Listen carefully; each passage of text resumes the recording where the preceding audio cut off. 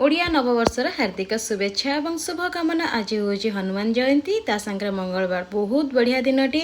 आज ठारू खरार प्रकोप बहुत जोर किना बढ़िबो। आज हूँ पणा संक्रांति विषुव संक्रांति। तो आज ठारू आम ओडिया मानकर नववर्षटी स्टार्ट हैला। तो चलतु ओडिया मानकर जदि नववर्ष स्टार्ट होती हिसाब रे आज पणाटा बहुत जबरदस्त करवा।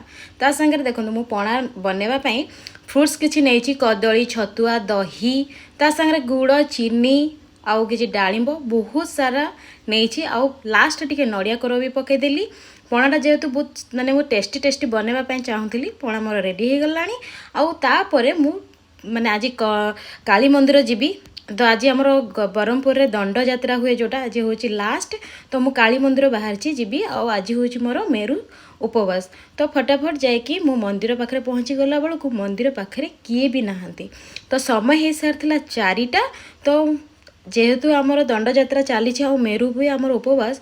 तो ठीक 4टा बेले ही मंदिर जाकि माँ को दर्शन करी भोग लगे आसला बेलू माँ को किसी पूजा अर्चना चलवाई माँ को मंदिरटे बहुत भल भाव सजासजी चली। आ तले जो जगह थी से होम आज हम 5टा बेले। तापर मुझे आसीगली घर को आ पणाटा बाकी टिके थिला। तो बहुत ही तंटी माने मोर सुखी जाऊला से फटाफट मु पीदेली। तापर समस्त को टिके भोग देवी। तो से समस्त मु भोग रेडी कर सारे। रोजी फ्रेंड्स बाय।